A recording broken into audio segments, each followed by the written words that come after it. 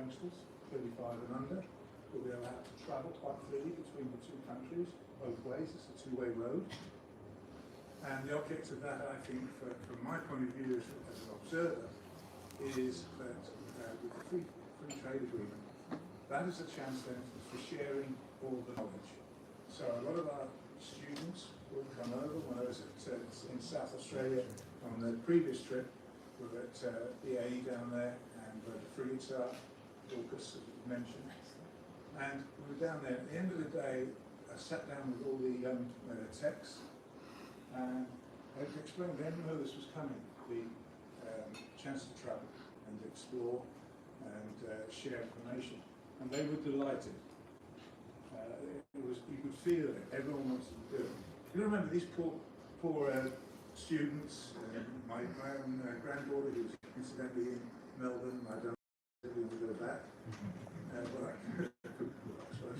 But she was in university, came out after graduation, and she'd hardly been at university. It was all COVID, lockdown, Zoom calls, so we missed out on a lot of things. But that's made them even more eager and keen to get on a flight and get over here. Australia's always been renowned for its backpackers, and I'm sure that people are saying, well, they're not moving at the moment. People are still a little bit nervous, and also, we have to be honest, a lot of the airlines are trying to rake in as much as they can. And I was horrified. I booked me some flights for my wife. I might have to cancel. But then, I was second mortgage. And that was economy. But no, I just think to be part of this whole development and the way that we've moved on, it's a privilege, and I see it as a privilege. I'm very honoured to have been asked, and even more honoured to be allowed to get on with it. I've got tremendous support. Louise leading it here, Joe up in Brisbane, and it's made a big difference. And a lot of things I didn't know anything about it 2 years ago, and I'm not going to pretend I did. But I sit down, I listen, I try and learn, and I've got people in my ear, Sam, do this, do that. It's great, and you feel good. You take most of it on. But for me, the free trade is an opportunity to share everything with everybody. It's a two-way road. We've got rid of those conditions before with visas. We have to do 88 days on the farm, which, quite frankly, I think is good that that's gone. So it's exciting times. I watch my own children growing up and grandchildren, and I look at that and I think, the future's going to be really good for you. Get down to Australia, have a look. Forget all the things I've said over there about the Australians. Most of it's not true. But go down and explore for yourself, and that's exactly what I'm doing. I bring my family down. I'm going to stay on down here now, recover from driving around. We've been up in Williamstown. That was fascinating to see the work that's being done there. And they showed me the F-35, and he said this is going to be here until 2072. And I'm thinking, let's do the maths. So that plane is going to be here, and we'll still be doing it. I said, we had Spitfires 70 years ago. But he actually said, no, we will develop it, and that aircraft will become stealth, fully stealth. It'll be going out into outer space, and it'll be a totally new plane, but it's the same shell. And I think it's just fascinating. So we've done that. I had manhole covers. Now, I don't think I could ever get excited about a manhole cover.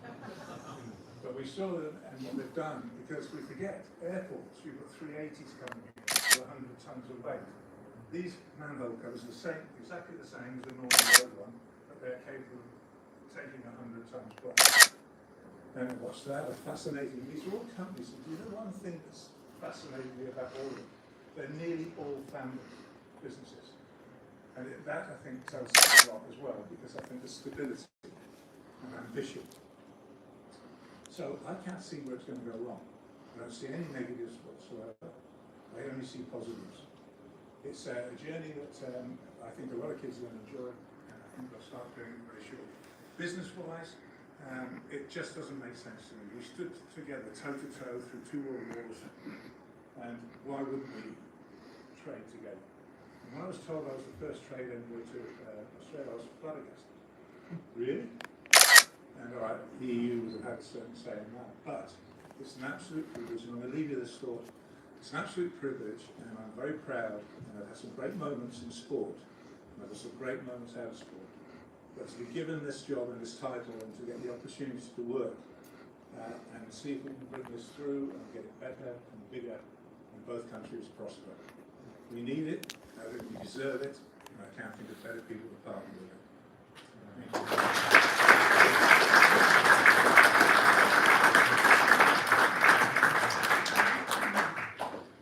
Thank you very much, Lord IAN Botham. That was a fantastic presentation, and it now gives me great pleasure. I should acknowledge also a certain gentleman who just walked in the room, and it's Greek Charles Dwyer, who is the former New South Wales and Australian wicketkeeper. Dwyer played in 6 tests and 23 one-days and between 1986 and 1988, including playing in the victorious 1987 World Cup final. And he's just walked in the room over there, and he's now the CEO of the fish market. So after this, feel free to go down there with Greg and get your fish for Christmas. Is that right? He is going to be running the show down there for 24 hours. Which day do you start the fish? It's 24 hours? 5 a.m. on the day before Christmas Eve till 5 p.m. on Christmas Eve. Beautiful, and he's going to get 20% discount. And if you just come until we're here today, we'll look after you. Now I'm going to hand over to Erin Molan, who's going to do an in-depth to find out what the Lord thinks in his mind and his heart. Please put your hands together and welcome Erin Molan. Thank you so very much, Paul, and thank you also very much for having me. I've got to say, first of all, it's quite triggering for me to come into a KPMG building. It's absolutely lovely, by the way. My sister is a lawyer and works for KPMG, and I've just come from Mum and Dad's place where I'm trying to spend at the moment as much time as possible, and I'm one of 4. And all 3 other of my siblings are very high achieving. So Dad's got this wall in his study where he's got space for our kind of achievements. And just so you know, I dropped out of uni 6 times when I first graduated. My little sister is a lawyer. She did her honours at Duke's Law School over in the States and now is quite senior at KPMG. I've got a little brother who did his honours in engineering. He's now a pilot for Virgin, and yes, part of that crew trying to make a shitload of money off the back of all of us. I've got a big sister who's a high school principal and has a Bachelor in Education with honours. And my contribution to that wall, remember Todd Carney when he pissed in his mouth? I broke that story. And that's on the wall there. So it is triggering coming somewhere where I'm reminded of how successful my siblings are, as opposed to I. But it's not about me, is it, sir? Carry on, I'm enjoying it. Fantastic. Now, But I will tell you one thing, Eric. please do. You mentioned your university life. 6 times, always after the HEX cut-off too. So I paid for a full degree without a unit to my name. Well, the only uni I ever represented or played with was Melbourne University. In 1976, I came over, we didn't win a game. I averaged 6 with the bat, and I picked up wickets at 60 odd. And the guys that I was playing with said, "Who thinks he can play for England?" But I had a great time there, and we didn't do anything. But they took me, I was just barely. No, please, take your time. They said, "Look, we're not playing any cricket." 4 days we played in the season. It just kept on raining. It was the worst, I think, on record. So they said, "We'll take you surfing." Not something we do a lot of in the UK. Temperature. So I said, "Okay, we'll go down." They took me down to Torquay, and we went down to the bay just below it, and went out there on the board. And I thought, "Yeah, this is all right. It's quite good fun." And then had enough. We went in to have a beer at the pub on the corner, and the guy came running in about 20 minutes later and said, "Have you heard the news?" And I said, "We all looked at him, what?" "Yeah," I said, "Shark attack in the next bay, bloke's been eaten." I have not entered the waters of Australia since. When we have that swimming pool at the house, every morning I just have a walk round, just check not one snuck in though when we're not looking. So that's my university. Well, I'm glad to see we're on par with our experiences with universities. Now, first of all, thank you so much for coming. Can I give you just a tiny bit of advice? Mind you, I'm newly separated single mother, so I'm not great with relationships, but my advice to you with your wife would be, don't tell her it's too expensive to book her a fare over, even if it is economy. I just don't think that's probably the right way to play it. Now, I also mentioned on the phone this morning when she told me it was -6, and freezing fog. I said, well, I was in Brisbane yesterday, it was 38. Okay, you need some serious work, and that's beyond me. Conversation ended. Absolutely. Hey, I want to start by asking you, let me get, not that the trader boy stuff is less interesting than the other stuff I want to ask you, but let's talk about that first and foremost, because that's the main reason we're here. You said that when you were asked, you were completely blown away, essentially. What did you understand the role to be when you were first asked, and what do you understand it to be now? Well, typical of myself, I accepted it, and then I thought afterwards, what am I meant to do now? And bullying the get charged. But look, it's a long process. You don't understand everything overnight. And I've picked up on a lot of stuff, and I've enjoyed it. I've been fascinated by the work ethic of some of the people and how hard they've worked to get their companies to where they are. And I thoroughly enjoyed it. And each time I do it, the more interested I get, the more I want to know, and the more I want to support. And it's been terrific on this trip. I don't think that we've seen a single company that I wouldn't want to work with. And that's from Morton down into the CBD of Brisbane, into Newcastle, and down here. And before that, we've done all the other cities. So it's like a duck to water. I'm not going to ask you specifically about the state of politics in the UK. That would be very unfair of me. But it's clearly you believe in a great place to do business with, in that you believe that economically and from all other perspectives, it's smart to do business in the UK. Look, I think that everybody's aware and has seen what's been going on. Look, I think Rishi will want to push this through. I think he knows, he was a big supporter of it in the first place. And I think that he knows what benefits there could be, not just for England, but for Australia. So I expect everything to go very smoothly. And I think in March, the free trade agreement kicks in, and then the travelling and the visas and the student exchanges will follow. Only today, when we were at Newcastle University, because where I live in the northeast of England, we've got Newcastle University there, and I suggested, do you not think it would be a good idea to have some form of exchange? And I think we're probably going to get that through now. Oh, amazing. Can I ask you, last time I hosted an event for Business Sydney, we had Joe Hockey and Peter Beattie. Peter Beattie was the state premier and Joe Hockey ambassador to the US. And we were talking about different roles that sometimes people can be critical of, or look at someone's background and say, oh, are they qualified? Joe Hockey made a really good point that to be in a certain position, you need a bit of, I think he called it chutzpah, didn't he? Is that what he called it? Someone who was it? Something like that. Yeah, thank you, Mark, great to see you. You obviously have an incredible ability to relate to people, to talk to people. Is that a big part of your role, just that ability to engage, as opposed to any real particular knowledge of how business works, trade, etc.? First and foremost, is exactly what I think I was brought in to do, and that is to be the go-between. So effectively I knock on this door, and on that door, and hopefully bring the people together. And that's how I saw it initially. But now I'm getting more interested, and now I want to know more.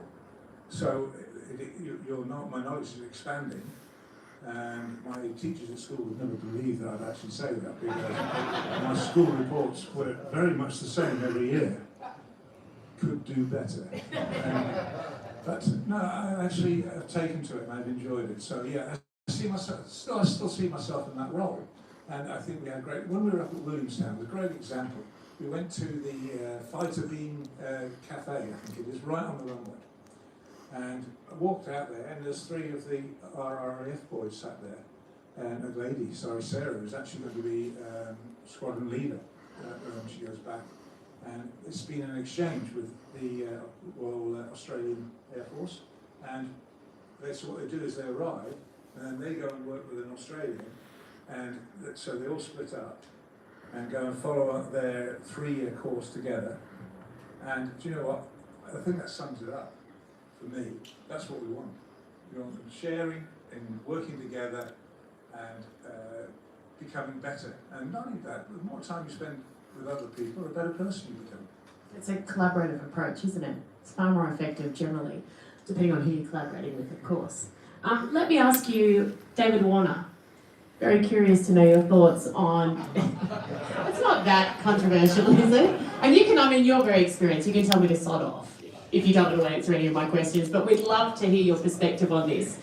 David Warner's asked for a review. He's come out today and said he's put a stop to that process because I think they've come out and said they wanted to do a public kind of, some public element to determining whether or not he can take on a leadership position again off the back of Sandpaper Gate. What are your thoughts on A, whether or not he should be able to move into a leadership position, and B, his wife and he have spoken quite openly today about the impact it's had on them and their children, and that it's unfair to a degree? Look, you've done the crime, he did the crime, he's done the time. So, as far as I'm concerned, that's Australia's problem, not mine. Such an English cricketer you are.